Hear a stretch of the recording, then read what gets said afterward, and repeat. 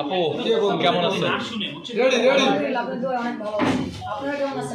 হ্যাঁ, আমরা সবাই ভালো আছি। আপু আমি জানি জনপ্রিয় একজন কণ্ঠশিল্পী এবং আপনার গান সোশ্যাল মিডিয়াতে ইতিমধ্যেই ব্যাপক পরিমাণে ছাড়লেই ভাইরাল হয়। তো প্রথমে একটু গান দিয়ে আমরা শুরু করি। একটু গান যদি বলতেন আমাদের। আমার গান তো সেই সব নারীদের প্রতি উদ্দেশ্য করে বলা হয় যারা অন্যের স্বামী নিয়ে গালাগালি করে, অন্যের স্বামী নিয়ে মন্তব্য করে, যারা নিজের হাজব্যান্ড ফেলে আরেকজনের সাথে কট খায়। আবার আরেকজন আছে যে আরেকজনের স্বামীকে নিয়ে মন্তব্য করে, আবার তাকে ছাড়া বাঁচে না, তাকেই লাগবে, আবার তার যন্ত্র নিয়েও সে মন্তব্য করে। সেই নারীদের নিয়ে কিছু গান আমি বলতে চাই। ওরে নারী হইল নারীর শত্রু এই দুনিয়ায়, ওরে অন্য জনের জামাই লইয়া ফিলিংস করতে চাই, ওরে অন্য জনের জামাই লইয়া ডেটিং মারতে চাই। ওরে নারী হইল নারীর শত্রু এই দুনিয়ায়, ওরে নারী হলো নারীর শত্রু আমাদের মিডিয়ায়, ওরে অন্য জনের জামাই লইয়া কট খাইয়া যায়, ওরে অন্য জনের জামাই লইয়া ডেটিং মারতে যায়, ওরে অন্য জনের জামাই লইয়া ফিলিংস করতে যায়। আপু আমরা দেখেছি সব সময় এই ধরনের গানগুলা বলে থাকেন। একটু জানতে চাই, আজকে প্রিন্স মামুন লায়লার করা একটি মামলায় গ্রেপ্তার হয় এবং কোর্টে ওঠানো হয় তাকে, সে কিন্তু আবার জামিনে বের হয়ে আসে। এই বিষয়ে কী বলার আছে আপনার? মামা তো পাইসে গেছে, ওদের দুধ দিয়ে গোসল করে, দুধ দিয়ে আর কি বলে নিম পাতা গরম করে একটা গোসল করে ইয়ে করো, কারণ সে তো এতদিন গড়তে ছিল। একটা পুকুরে মানুষ ডুবে গেলে বাঁচতে পারে না, সে যে সেই পুকুর থেকে সাগর থেকে উঠে আসছে, তা আমি মামাকে বলবো তার গোসল করা উচিত। গোসল করে সে একটা একটা বার্থডে বা একটা পার্টি করা উচিত, একটা সেলিব্রেশন পার্টি করুক, যে পার্টি করে সে নিজেকে আরও হাইলাইট করবে। কেননা সে তো বাইচে গেছে, একদম বাইসে গেছে, তার চেয়ে আরও ভালো হয়েছে। সেটা একটা পিচি ছেলে সাগর থেকে উঠে আসছে, তার জন্য খুশির সংবাদ।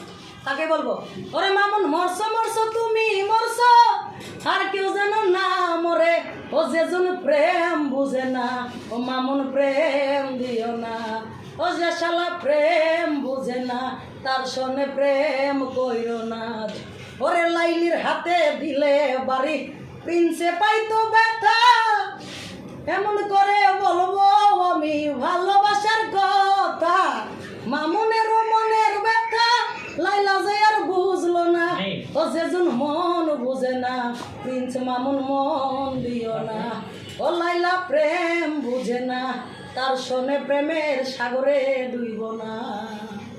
এই শুনে আপনার প্রশ্ন করে আপনার কাছে কারো ব্যক্তিগত প্রশ্ন বা ব্যক্তিগত আক্রমণ করে না, এটা তাদের প্রেম প্রীতি ভালোবাসা, এটা আলাদা নিয়ম।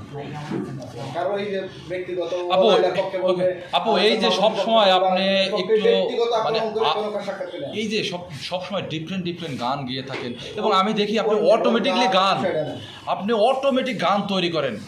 এই জায়গাটা আসলে কিভাবে তৈরি হয়েছে বা কিভাবে আপনি করেন? আসলে যারা বাউল গান করে, ফোক গান করে, আপনারা জানেন, যারা আধ্যাত্মিক গান গায়, যারা এই মাজার শরীফে গান গায়, যারা বিভিন্ন দরবারে গান গায়, বা যারা সাধক। আমি তো সিলেট থেকে গান শিখছি, আমার উস্তাদ হলো বাউল বিরোহী রাজু, ওনার কাছ থেকে, সাধকের কাছ থেকে আমি গান শিখছি। আর সাধকের মনের ভিতরে অটোমেটিক গান থাকে, তারা অটোমেটিক মানে বানাইতে পারে। আর এগুলো তো সময় উপযোগী গান, এটা তো আপনি সিঙ্গার হলে আপনিও বানাতে পারবেন। সময় উপযোগী যেটা আপনার দরকার, যখন যেটা প্রয়োজন গানে, কিন্তু যারা সাধক মর্মী, যারা বাউল শাহ আব্দুল গুলি, আমাদের অনেক গুণী গীতিকার আছে, রবীন্দ্র সরকার আছে আমাদের এখানে মিরপুরে, তারা অনেক তারা আগেই বলে গেছেন যে আমরা বাউল যারা, আমাদের রিসেন্ট আমরা যেটা হবে, যেই পরিস্থিতি ঘটবে, যেন আমরা নাটক সিনেমা করি, কোনো কিছু ঘটলে সেটাকে নিয়ে আমরা তৈরি করি। তো এই গানটাও এরকম, যে রিসেন্ট যা ঘটে তার উপরে মানুষ গানটা বানায়। কেউ শেখা খেলে, কেউ ভালোবেসে বিরহ বেদনে গেলে, কেউ পাগল হলে, কেউ জীবন থেকে চলে গেলে, কারো মনে বেশি সুখ থাকলে, আবার কারো মনে কিছু কষ্ট থাকলে, গানটা অটোমেটিক চলে যায়। যেহেতু আমি গান করি অনেক বছর ধরে, আমি বাউল গান করি, ফোক গান করি, ডিজে গান করি, সেই ক্ষেত্রে আমার যে পরিস্থিতি আসে তখন আমার মাথায় অটোমেটিক চলে আসে। এটা আমার দোষ, এটা আমার গানের দোষ। এবং একটু জানতে চাই, এই যে আপনি এই গানের জগতে আসা, আসলে প্রেমের ছেঁকা খেয়ে কি এই জগতে আসছেন? না, প্রেমের ছেঁকা খেয়ে না। আপনারা তো অনেকে জানেন না যে আমি ছোটোবেলায় যখন শাবানা ম্যাম আলম সিনেমা দেখতাম সাদাগুলো টেলিভিশনে, তখন থেকে আমার সব স্বপ্ন ছিল যে আমি শাবানা ম্যামের মতো আলমের সাথে বুকে জড়িয়ে ধরবো, আমি কেমিস্ট্রি করবো। শাবানা ম্যাম কান্না করলে আমিও জোরে জোরে কান্না করতাম, শাবানা ম্যাম হাসলে আমিও হাসতাম। তো সেই সূত্র ধরে আমার শাবনুর ম্যাম, শাবানা ম্যাম হওয়ার ইচ্ছায় আমি ঢাকাতে চলে আসি। অনেক কষ্ট অনেক স্ট্রাগল করে, যদিও আমি 15 বছর লাগছে আমার ডিএফডিসি চিনতে। আমি এসে যদিও আমি অনেক নাটক করেছি, আমি টেলিভিশনে সিরিয়াল কাজ করেছি, ধারাবাহিক করেছি, কিন্তু আমার মনের আশাটা মিটে নেই। সেটি হলো আলমগীর সাহেবকে বুকে জোরে গ্রামে কেমিস্ট্রি করবে, একটা সিনেমা বানাবো। তা আমার সেই সুযোগটা এখনও হয়নি। সেই যে মনের যন্ত্রণা, সেই যন্ত্রণা থেকে ভালো কোনো প্রডিউসার বা ডিরেক্টর এখনও পাইনি। না পাওয়ার ক্ষেত্রে আমি নিজে প্রযোজনা করে, আপনারা জানেন যে আমি অনেকগুলো কাজ বানিয়েছি। আমার মেঘলা অন্তরা মাল্টিমিডিয়া চ্যানেল আছে, আমার ফেসবুক পেজ আছে মেঘলা অন্তরা, সেখানে আমি অসংখ্য কাজ বানিয়েছি।